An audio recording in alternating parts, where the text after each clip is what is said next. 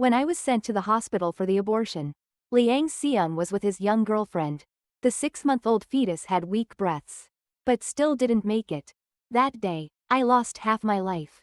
But when Liang Xiang found out, he just calmly handed me the divorce agreement, his voice colder than a winter freeze. Then fine, let's divorce. I stopped loving you a long time ago. On the way to the hospital for my checkup, Liang Xiang called me. His voice was hoarse, like he had just woken up. I'm not coming home tonight, don't wait up for me. Then he hung up. This was the 7th time this month he told me he wasn't coming home. I couldn't imagine what kind of work could keep him away. Make him cold and indifferent toward me.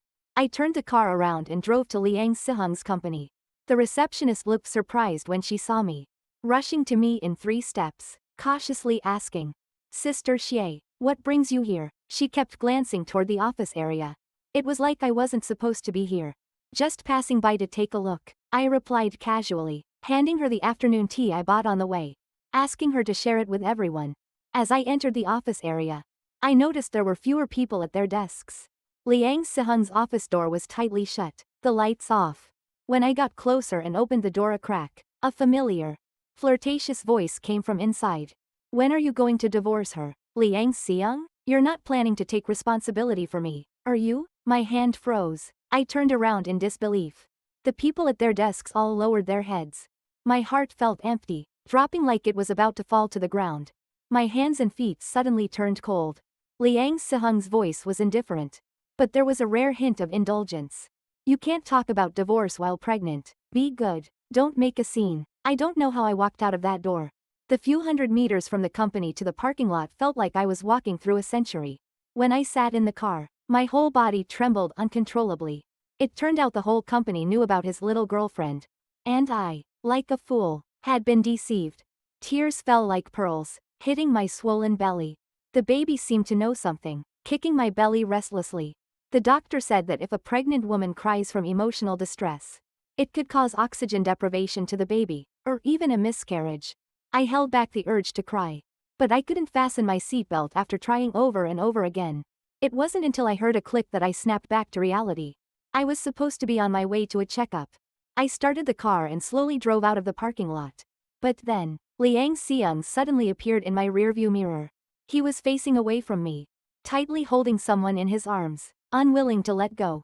My foot slammed the accelerator uncontrollably, and I sped out of the parking lot, not stopping until their figures disappeared from view. It was noon, and the road wasn't crowded. The sun pierced through the glass, shining painfully on my red eyes. The phone screen mounted on the console lit up, showing unread messages.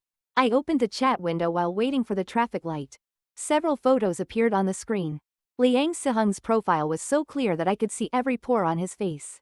There was a red lipstick mark on his face, not belonging to me. It was a message from his new secretary, Song Shu, who had started working last month. I had seen her a few times. The first time I met Song Shu was late one night. That night, Liang Xiang was out for business and hadn't replied to my messages. Around 1:30 a.m., I heard the sound of the door lock being pressed with a numeric code. Liang Xiang always used his fingerprint. I walked out of the bedroom and saw Song Shu helping Liang Xiang into the house. She was pressed up against him, both hands tightly around his waist. Liang Sihung's head rested on her hair. The intimate atmosphere was broken by my appearance. But Song Shu wasn't embarrassed. She smiled at me, speaking provocatively. "Sister, I'm Liang Zong's new secretary. He drank too much tonight. I'm just helping him back home. Where's his bedroom? I'll help him inside." I stopped her from coming in further and took Liang Xiang from her. "It's fine, thanks." Song Shu didn't say anything, but as she left, she snorted coldly. "We're already sleeping in separate rooms. What's the point of pretending?" I stayed up all night, crying while making drunk soup for Liang Xiang. Sleeping in separate rooms was because Liang Xiang was worried about his sleep disturbing the baby. But his secretary even knew that. After Liang Xiang fell asleep, I sat on the couch, staring blankly at his unlocked phone. The next morning, Liang Xiang hurriedly looked for his phone. When he saw me holding it, he froze. The panic in his eyes was impossible to hide. He gathered himself and sat next to me. The familiar scent mixed with Song Shu's perfume made me gag over and over. "Wife, why are you up so early?" He spoke cautiously. I'm going back to sleep." I quickly escaped from his side. Liang Xiang didn't know that I had struggled all night but never looked at his phone. Song Shu's photos weren't many. There were 3 in total. And they kept getting more and more revealing. The green light came on, and I released the brake. But my mind was in chaos. Liang Siheng's words from that day, "We're just an ordinary boss-employee relationship. It's your pregnancy making you suspicious," echoed over and over in my mind. Until the screams of passers-by pierced through. A van, seemingly malfunctioning, came rushing from the opposite lane. Before I could react, the van crashed directly into my car. When the airbag deployed, my mind went blank. Through the shattered car windows, people on the street gathered. Inside the car, my belly was painfully contracting. When the hot stream came out of my body, I cried desperately, screaming out, "Save my baby! Save my baby!" The ambulance arrived quickly. The hospital was less than a kilometer away. When they put me on the stretcher, I was too dizzy to open my eyes. The doctor kept telling me to hang on. That my baby was waiting for me. But I held on. My baby didn't. The baby I carried for 6 months didn't make it. At the hospital, a nurse took my phone and went out to call Liang Xiang, who was saved under husband in my contacts. When the nurse came back, her face was pale. I thought maybe she couldn't get through. Liang Xiang was with his little girlfriend and secretary. Soon, the doctor performed the abortion. The 6-month-old baby, fully formed, was carefully held by the doctor and placed just a meter away from me. The kind nurse wrapped the baby's small, purplish body in a pink blanket. When my view was blocked, the nurse comforted me. "You'll have more children in the future." I knew then, I wouldn't. When Liang Xiang arrived at the hospital, he wasn't alone. Song Shu followed him, timidly peeking out from behind him. Liang Siheng's eyes were red. And he still smelled faintly of alcohol. I forced a smile, the physical and emotional pain making it hard to even say the word, "leave," so I just turned my head toward the other side of the bed. For a moment, I thought he was crying because he was mourning the child we had just lost. But he wasn't. He brought Song Shu with him. When Liang Xiang went to handle the hospitalization paperwork, Song Shu sat at my bedside, peeling an apple. "Actually, this is good for you. You heard, right? He was already planning to divorce you. At least the child won't grow up in a single-parent family. You don't want your child to be like you, right?" Song Shu's words were as sharp as the knife in her hand, cutting deep into the rotting flesh of my heart. When the last piece of apple peel fell, my relationship with Liang Xiang came to an end. I lost half my life and didn't want to lose the rest. Liang Xiang returned to the hospital late at night, smelling like something had been burned. Song Shu covered her mouth and nose with her hand, pulling him by the arm to send her home. I watched their backs, my thoughts racked with pain. I had been with Liang Xiang for 3 years, married for 3 years. Before Song Shu appeared, he had been so excited about our baby. He had turned his study into a playroom for the baby. He bought the best baby supplies, in all colors, saying he didn't care if it was a boy or girl, he loved both. But after Song Shu appeared, everything changed. Now, he didn't shed a single tear even after losing his own flesh and blood. "Liang Xiang, you really are heartless." I stayed in the hospital for 7 days. Liang Xiang hired a caregiver to accompany me for 7 days. I still saw him rarely. Occasionally when he came, I would pretend to be asleep on purpose. He and I had no words to say, and I didn't want to speak to him anymore. On the day of discharge, the doctor hesitated for a moment, then kindly reminded us that we should wait a bit longer for having a child. The effects of abortion on the body aren't small. Liang Xiang didn't speak. I forced a stiff smile and thanked the doctor. Liang Xiang asked me to ride in his car back home. As my car was still at the repair shop, I didn't refuse and sat in the back seat. The whole ride was silent. After we got home, I took out my suitcase. Aside from my everyday clothes and essential documents, I didn't take anything. Liang Xiang sat on the couch, his lips tightly pressed together, without saying a word. It wasn't until I dragged my suitcase out of the bedroom that he raised his eyes and met mine. "What's this about?" His voice was cold, colder than the winter chill. I took a deep breath, gripping the suitcase handle, my throat sore from the silence of the past 7 days. "Liang Xiang, I don't want to be with you anymore. Let's get a divorce." Liang Xiang stood up and turned to enter the bedroom he slept in. Soon after, he came out holding a document. He handed me the divorce agreement, his name already signed at the top, the dry ink mark as though it had been prepared for days. He suddenly laughed, the cold laugh piercing the air. He said, Well then, sign it. Actually, I stopped loving you a long time ago. When Liang Xiang said he didn't love me, he didn't look into my eyes. He always lies like that. But this time, I believed it. He really didn't love me. It wasn't fake. The divorce agreement he had drafted was fairly reasonable, even including 2,000 per month in child support. But the child was gone. He had transferred most of the fixed assets to my name, leaving only the small apartment we bought when we first got married. The savings in the bank account were mine, and the company shares were his. After explaining the property distribution, Liang Xiang handed me the pen as though he was afraid I might change my mind. If there's no problem, just sign it. You don't need to move out. I've already moved my things while you were in the hospital, Liang Xiang said and turned back into the bedroom. About an hour later, he came out again. By then, I had already signed the agreement. In duplicate, one copy for him. Liang Xiang. The familiar 3 words I had mouthed in my head 1,000 times before I weakly spoke them aloud. A dull pain spread through my chest, until the pain became so intense, I couldn't breathe. I gripped the edge of the table, crying and laughing. Tomorrow morning at 9, we'll meet at the Civil Affairs Bureau. Liang Xiang's back was to me, his straight back suddenly slumping. It seemed like he sighed with relief. His words, well then, were about the child being gone and the divorce happening. He must have been so happy. His voice came faintly through the door. Just a simple, okay, and I cried until I could barely breathe. I thought, there's no one in this world who loves me. And no one can love me. After the divorce registration, Song Shu waited outside the Civil Affairs Bureau. Before parting, he gave me a long look, his eyes full of dark, complicated emotions. Liang Xiang handed the divorce receipt to Song Shu and then turned back. I've explained the divorce to your mom. She won't come after you. After saying that, he got in Song Shu's car and drove off. The receipt that belonged to me was crumpled in my hand. Liang Xiang, more heartless than ever, was also more generous than ever. My car was totaled in an accident. He transferred the ownership of his Mercedes to my name, which wasn't part of the agreement. I took it to a second-hand car dealership for sale registration. Then I went to a real estate agency and listed the house we were living in for sale. Dragging 2 suitcases, I walked out of the complex. The sky darkened by heavy clouds, and a loud thunderstorm poured down. I stood under the awning of the security room, waiting for a taxi. Before the car arrived, my mom, who said she wouldn't come after me, called. When I answered, there was a loud noise on the other end. No need to guess. I knew she was sitting at a smoky card table. Did you finish the divorce? Such a good man and you didn't hold on to him. Can't even keep a child.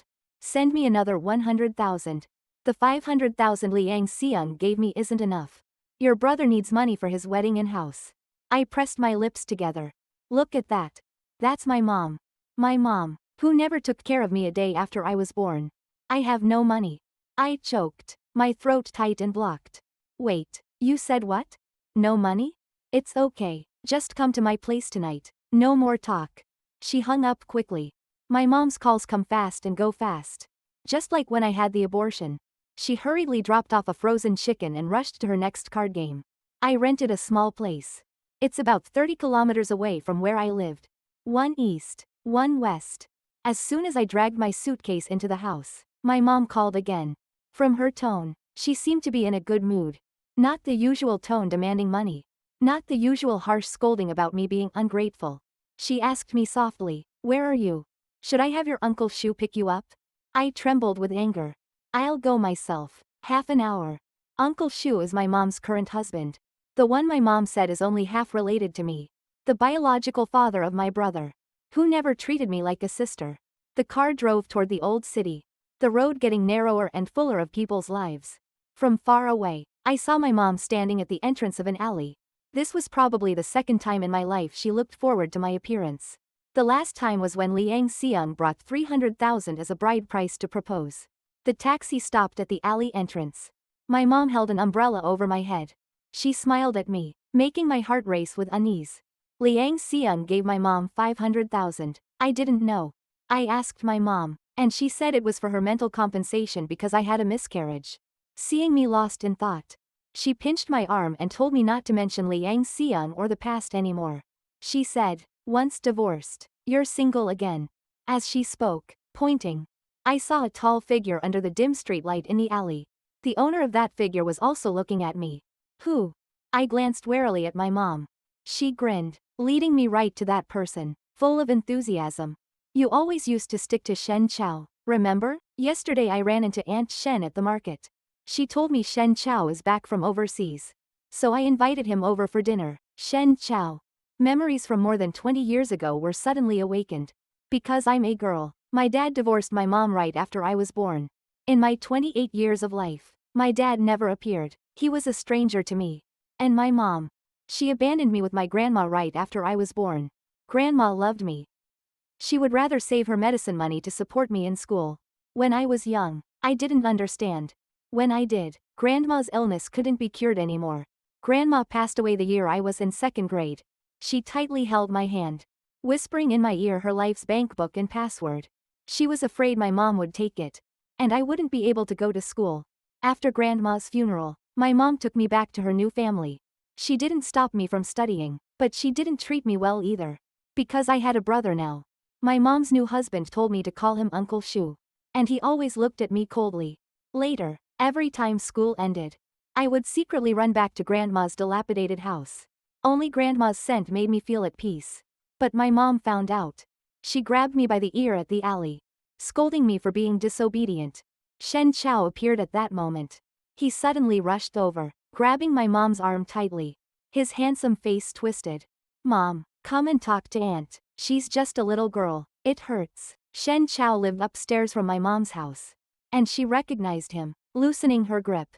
Aunt Shen took my hand, smiling at me. She said to my mom, Chao Chao always wanted a little sister. Let Shen Chao take Xiao Xiao to play together. Shen Chao's eyes were bright, holding my other hand, asking if that was okay. After Shen Chao appeared, I went to Grandma's house more often. He would come with me. That way, I didn't get scolded. Until the year I entered high school. Shen Chao's family immigrated abroad. I lost contact with him. I also chose to live at school, leaving the house that didn't belong to me, my mom's house. Shen Chao. I was a little surprised, looking up at the unfamiliar face. My mom had already gone upstairs.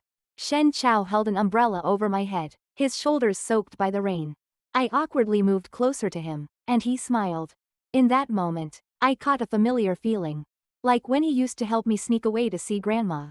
Shen Chao looked toward the direction my mom went upstairs and spoke slowly. Xiao Xiao, did I call you back temporarily? Did it not affect you? I shook my head. No, it's fine. Shen Chao took me to walk along the tree-lined path by the moat. The rain gradually stopped. And the air smelled of flowers, grass, and soil. I wasn't sure what to say, just kept my head down. Shen Chao was very quiet. Not like before. Before, when I spoke once, he had 10 things to say in return. Thinking of this, I laughed. Shen Chao laughed too, but it felt distant. I turned my head and met his bright eyes. No, it's just been a long time. Shen Chao smiled, almost lifting his hand to ruffle my hair. But then stopped. He looked at me seriously and said, It's been a long time. Xiao Xiao, my mom sent me a message. She said I didn't need to go upstairs. Just catch up with Shen Chao. I was about to take a taxi back home when Shen Chao stopped me, eyeing he would drive me. I couldn't say no, so he pulled me into the car. The car smelled faintly of sandalwood. Just like the way he was now. I didn't want Shen Chao to drop me downstairs. So I asked him to stop at the entrance of the community. When I was about to leave, Shen Chao handed me an umbrella, texting me to keep it in case. I nodded. Just like before, Shen Chao always took care of me. After getting home and confirming with Shen Chao, I threw my phone aside and started cleaning the room. I didn't bring much with me. A few clothes, shoes, and some new home essentials I bought at the supermarket. Everything related to Liang Xian was left behind at the other house. When the phone rang, I had just finished showering. My mom had already called me dozens of times. How did it go today? Does Shen Chao like you? I heard from Aunt Shen that Shen Chao is still single. Is there a chance? As soon as I answered, my mom's questions flooded in, making my scalp tingle.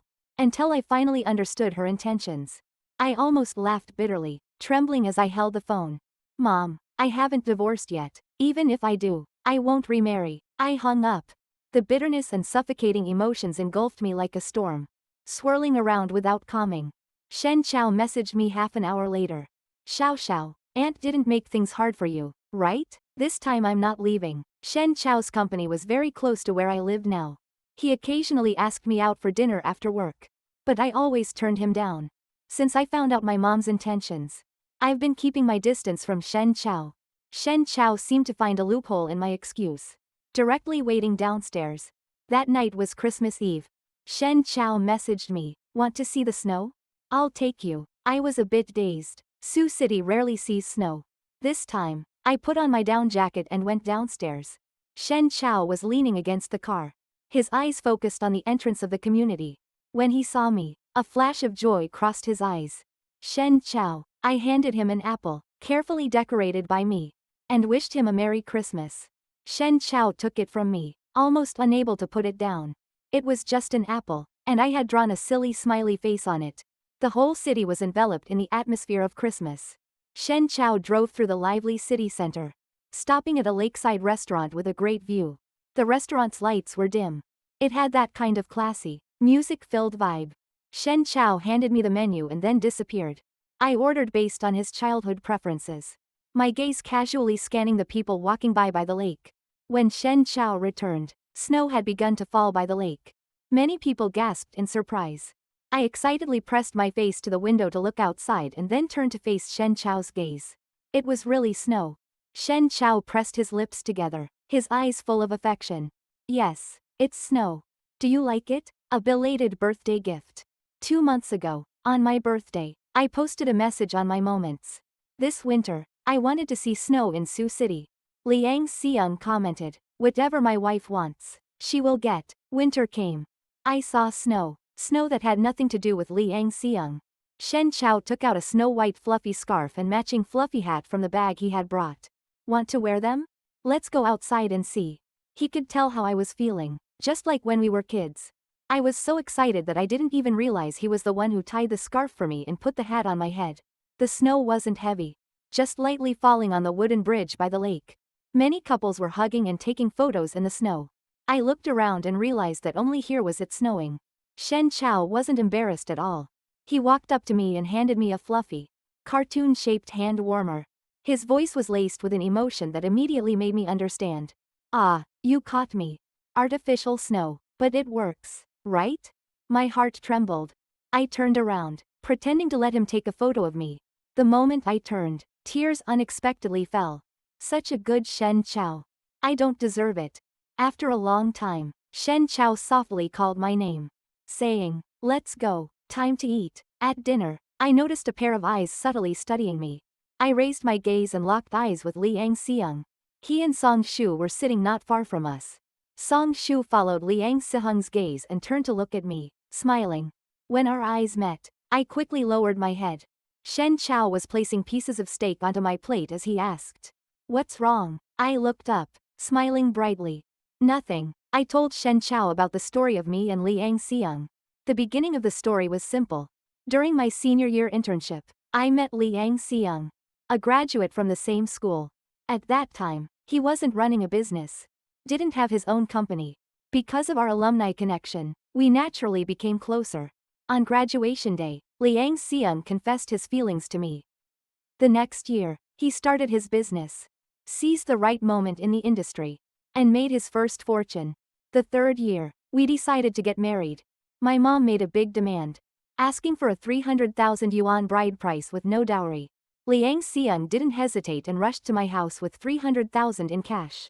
From then on, our relationship was great. When I first got pregnant, Liang Xiang was even more excited than I was for the baby's arrival.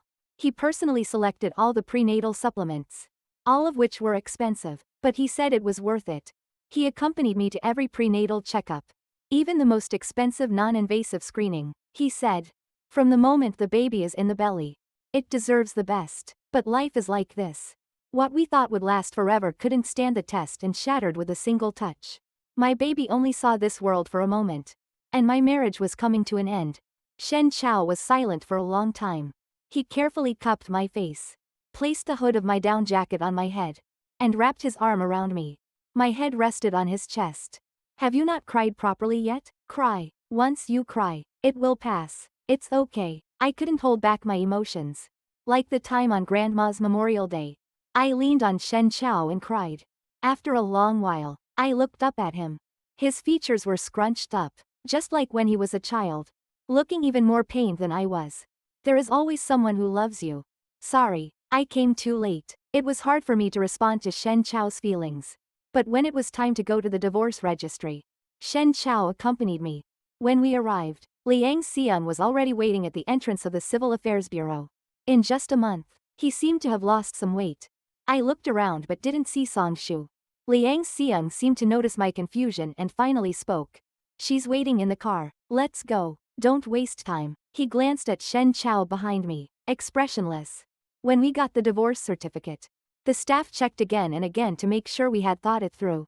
Liang Siheng's face finally showed some emotion. He seemed impatient.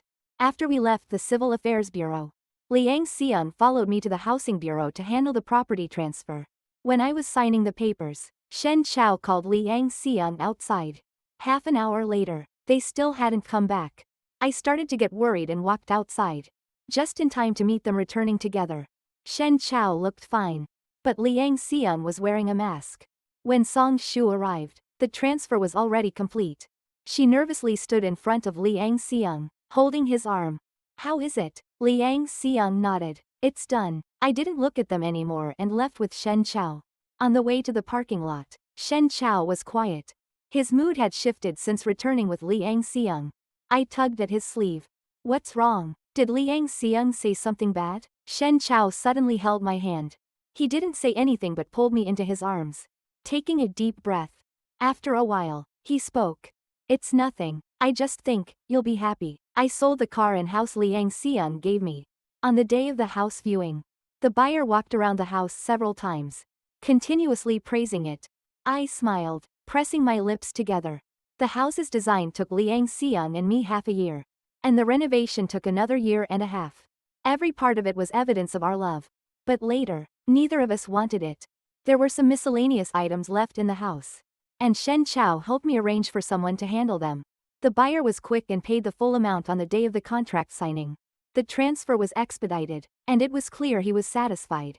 After getting the money, I transferred 300,000 yuan to my mom and finally said what needed to be said. In the future, I will give her alimony every year. But I no longer have a mother.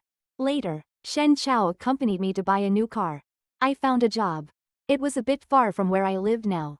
But Shen Chao said he would pick me up every morning and night. I refused. I wanted to be independent. I no longer want to live dependent on anyone. Shen Chao supported my decision, but when he sat in my car, he still nervously held onto the armrest. I teased him, calling him cowardly, but tears fell down. My baby. Lost in that car accident. That day, Shen Chao accompanied me to visit Grandma. Someone had visited Grandma's grave, leaving new offerings and a bouquet of white lilies. I looked around but didn't see anyone. Shen Chao seriously took my hand and asked if I would give him a chance. A gust of wind blew through. The lilies swayed, as if Grandma was nodding. Extra. Shen Chao's perspective. The day I married Lin Xiao, Liang Xiang died. The doctor said he could only last for 6 months. But he managed to hold on for 2 years. He hung on until the person he loved found their true love again.